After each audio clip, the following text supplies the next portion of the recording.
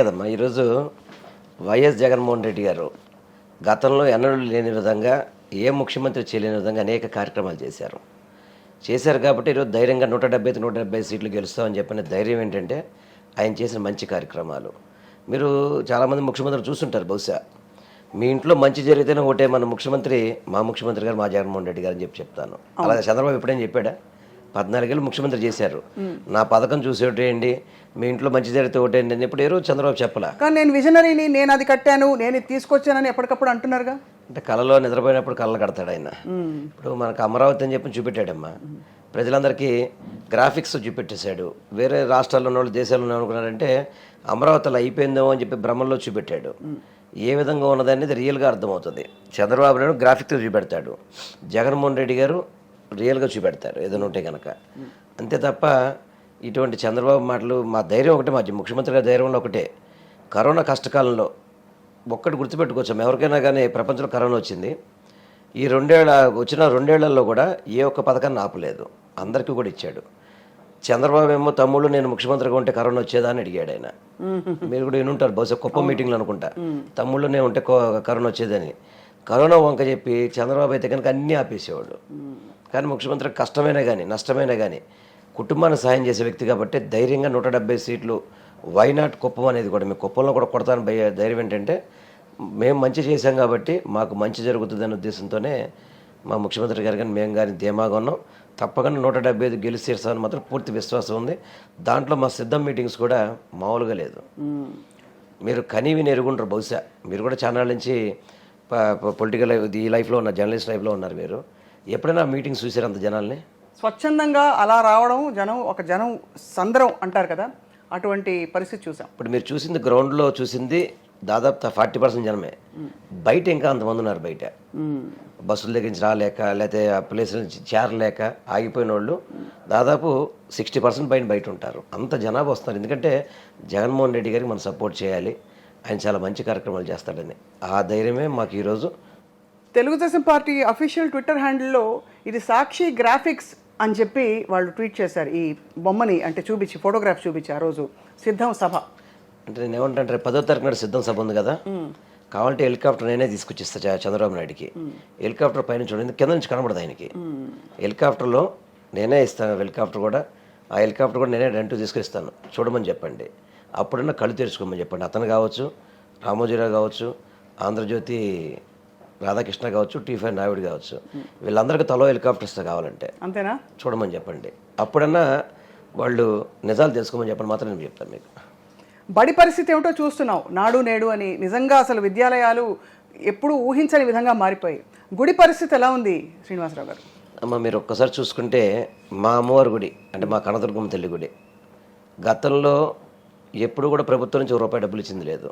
కానీ ఈసారి మా ముఖ్యమంత్రి గారు వచ్చాక 70 కోట్ల రూపాయలతో మాస్టర్ ప్లాన్ రెడీ చేసి రూపురేఖలన్నీ కూడా మారుతున్నాయి. రూపురేఖలన్నీ కూడా ఎప్పుడైనా ప్రభుత్వం నుంచి ₹1 చంద్రబాబు ఎప్పుడైనా కానీ 14 ఏళ్లలో ఏ గుడికైనా ప్రభుత్వం నుంచి డబ్బులు ఇచ్చాడా? మా ముఖ్యమంత్రి గారు 70 కోట్లు ఇచ్చి శివాలయం బాగు చేస్తున్నాం, అన్నదాన భవనం కడుతున్నాం, తర్వాత క్యూ కాంప్లెక్స్ కడుతున్నాం, ఇవన్నీ కడుతున్నాం. కాకపోతే ఇవన్నీ కూడా వర్కింగ్ స్టేజ్లో ఉన్నాయి. ఇవన్నీ కూడా మీకు కాణిపాకం గుడి కావాలి చూసుకోండి ఎలా ఉందనేది. ముఖ్యమంత్రి గారుగా ప్రమాణ స్వీకారం చేయక దాన్ని శంకుస్థాపన చేసాం. ఈరోజు దాన్ని మళ్ళీ ప్రారంభోత్సవం కూడా చేసింది. దాన్ని బంగారు రథం తీసుకున్నాం. అట్లాగే అన్ని దేవాలయాలు కూడా, ప్రతి దేవాలయం కూడా అభివృద్ధి చేస్తున్నాం. ముఖ్యంగా చెప్పాలంటే చంద్రబాబు నాయుడు దుర్మార్గంగా కూల్చేసిన దేవాలయాన్ని కూడా మా ముఖ్యమంత్రి గారి హయాంలో కట్టి అవి ప్రారంభించామని కూడా. అందుకనే దేవాదాయ శాఖ కానీ దేవాలయాలు కానీ అభివృద్ధి జరిగింది మా ముఖ్యమంత్రి గారి, మా జగన్మోహన్ రెడ్డి గారు అని చెప్పి నేను గర్వంగా కూడా చెప్పుకోగలుగుతాను. ప్రస్తుతం ఉన్న పరిస్థితుల్లో మీరు ఇంత ధీమాగా ముందరకెళ్తున్న టైంలో మరి ప్రతిపక్షాలు అదే ధీమా వ్యక్తపరిచి పెద్ద పెద్ద స్టేట్మెంట్లు చేసి వామనుడు బలిచక్రవర్తి ఉదాహరణలు ఇచ్చి పురాణాల అంటే ఇతివృత్తాలని కూడా చెప్పి సభల్లో ప్రసంగిస్తున్నారు. ఏ నేపథ్యంతో, ఏ ధీమాతో అండి? ఇప్పుడు ఆయన 2019 కూడా చూసాం. ఆయన యొక్క జగన్మోహన్ రెడ్డి గారిని ఎట్టి పరిస్థితుల్లో సీఎం కానేను, ఇది నా శాసనం అని చెప్పి అన్నాడు. ఈ మాట కూడా మీరు వినే ఉంటారు బహుశా, అవునేమని చెప్పని. అటువంటి వ్యక్తిని శాసనసభ గేటు కూడా తాకనివ్వాల ప్రజలు. ఎందుకంటే అతను సినిమా డైలాగులు, డైరెక్టర్లు ఉంటారు కాబట్టి సినిమా డైలాగులు మాట్లాడి రాసిస్తుంటే చదువుతుంటాడు ఇతను. దాన్ని ప్రజలు నమ్మరు ఈరోజు. అటువంటి ధైర్యం ఉంటే కనుక 24 సీట్లతో ఏ విధంగా అడ్జస్ట్ అవుతున్నాడు? అంటే 24 సీట్లతో జగన్మోహన్ రెడ్డి గారిని ఢీ కొట్టగలుగుతాడా? మళ్ళీ దానికి కొత్తగా ఒక లాజిక్ చెప్తున్నాడు. 24 సీట్లు ఎమ్మెల్యేలు, 3 ఎంపీలు అంటే 21 సీట్లు అవుతున్నాయి, 40 సీట్లు పోటీ చేస్తున్నాను చెప్పిన ఆ లాజిక్ నేను ఇంతవరకు ఏ రాజకీయ నాయకుడితో చూడలే.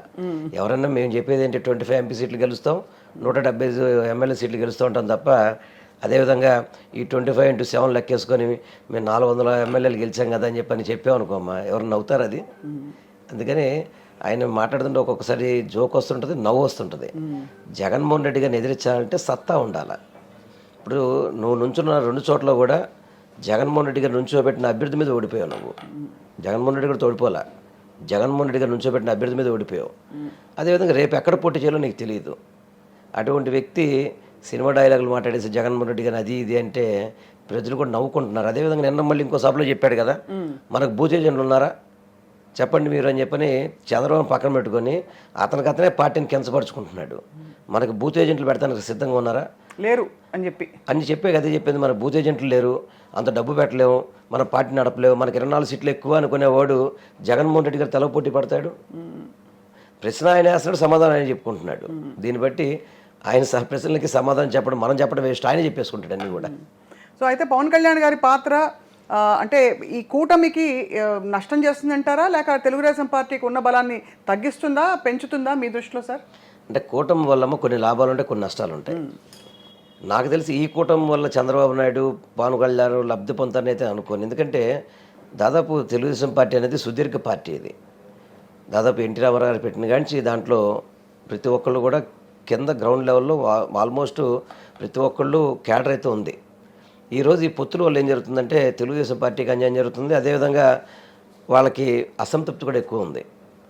అదేవిధంగా ఇప్పుడు జనసేన పార్టీ ఉంది. జనసేన పార్టీకి 24 టికెట్లకే అభ్యర్థులు లేరు వాళ్ళ దగ్గర, 20 టికెట్లకి అభ్యర్థులు లేరు.